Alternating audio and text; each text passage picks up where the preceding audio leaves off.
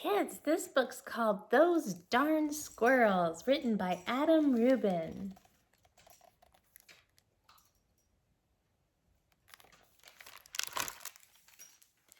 On the outskirts of town, at the edge of the forest, there was a little old house.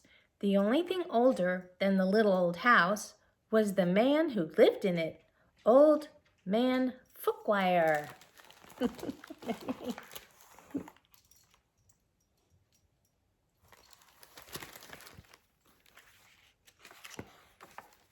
Old Man Fookwire was so old that when he sneezed, dust came out. He was also a grump. He hated pie. He hated puppies. The only thing he liked was birds. All summer long, the old man painted pictures of the birds that visited his backyard. There were whirlybirds and birds, baba birds, and yaba birds. Even a rare flugel bird came by once or twice.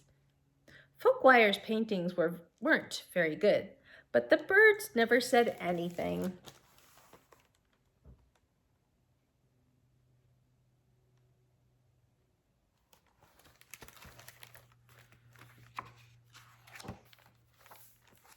When the air turned crisp and the leaves began to change color, the old man grew sad. He knew that soon the birds would fly south for the winter, as they did every year, and that he would be lonely. Then he had an idea. If he fed the birds, maybe they would stick around. So Old Man Fookwire built beautiful bird feeders and put them up all around his backyard.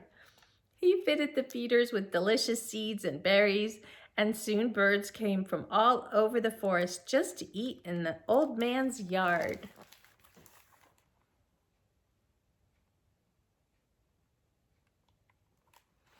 I just can't stop laughing when I say his name. But the birds weren't the only ones who liked the bird feeders. The squirrels did too. Not many people know this, but squirrels are the cleverest of all the woodland creatures. In fact, they're fuzzy little geniuses. They can make a house out of a tree, a bed out of a bunch of leaves, and a box kite out of twigs, dirt, and squirrel spit. They are also excellent at math.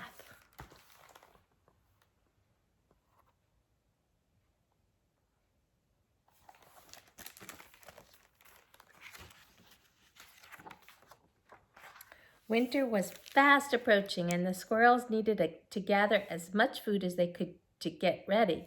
So they decided to take some of the bird food. The birds were not happy. Neither was Old Man Fookwire. When he discovered what had happened, he shook his old man fist and yelled, "Those darn squirrels!"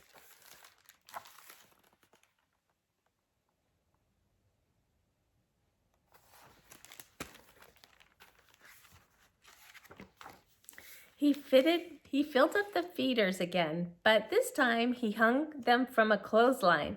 Then he went back inside, confident that the squirrels would no longer be able to get to the seeds and berries. But the squirrels were determined. They devised a plan, and this time they took all the food from the bird feeders.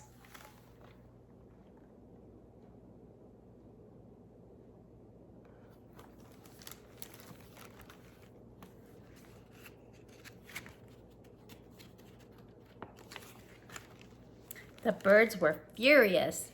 "Harumph, harumph, harumph," yelled a bonga bird. "Those darn squirrels," yelled the old man Fookwire. "Yum," said the squirrels.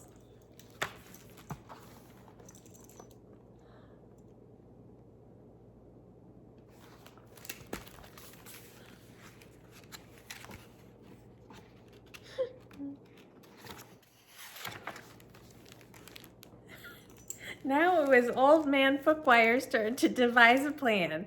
He went to the general store to get supplies. He bought lasers and clamps. He bought wires and springs. He bought all sorts of tools and built a veritable fortress around his bird feeders. Then he refilled them very carefully. "Na na na na," snorted the flugel birds. Probably more like na na na na na na. The squirrels stayed up all night working out their strategy. They drank cherry cola and ate salt and vinegar chips to help them stay awake. Finally, they had it. The perfect plan. They put on their tiny helmets and prepared to launch themselves into the air over the fence between the lasers and onto the bird feeders.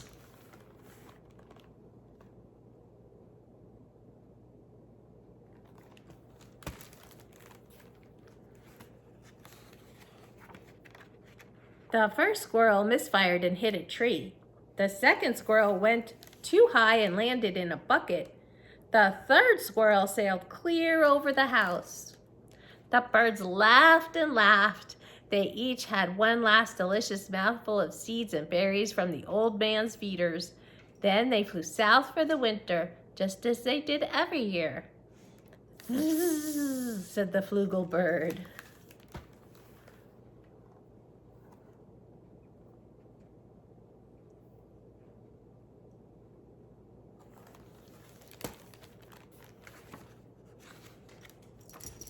After the birds left, Old Man Fookwire was lonely, just as he was every year.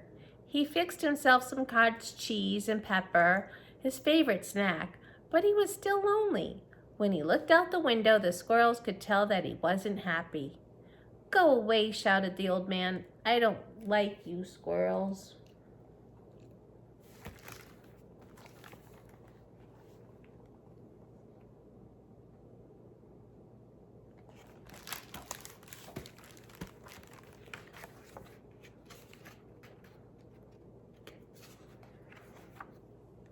The squirrels held a meeting deep inside a large tree. They decided to give the old man a present to make up for taking the seeds and berries. Now, not many people know this, but squirrels are not only fuzzy little geniuses, they also collect just about anything they find on the ground. These squirrels had a vast stockpile of spectacular junk to choose from. But what would Fookwire like? Bottle caps, popsicle sticks, postage stamps. Finally, they had it. The perfect gift. What do you think, Murph? What do you think?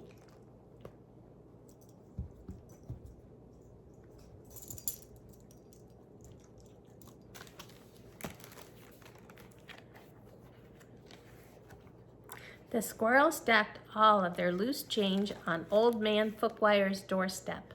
There were dimes and pennies. There were nickels and quarters.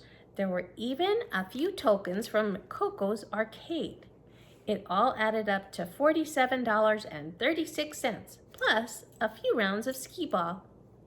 "Maybe you squirrels aren't so bad," Fookwire said when he found the coins, "but I still like birds better." This gave the squirrels another idea. They raided their junk collection again and got to work. When Old Man Fookwire woke up the next morning, he was amazed to see that the birds had returned.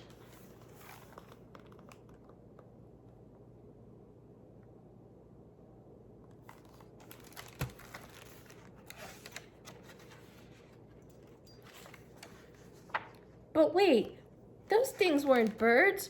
They were squirrels in disguise. "Great googly moogly," said Old Man Fookwire. "This will make quite a painting." He ran outside and took down the lasers and the wires and the spring-loaded trapeze. He turned all the bird feeders into squirrel feeders. Then he painted till the brush ran out of bristles.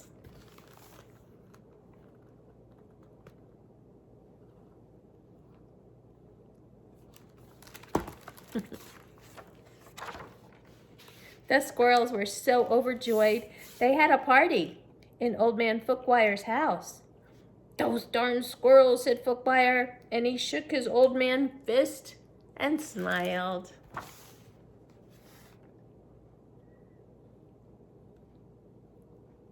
The end. That was fun. Hope you enjoyed it too. Love you.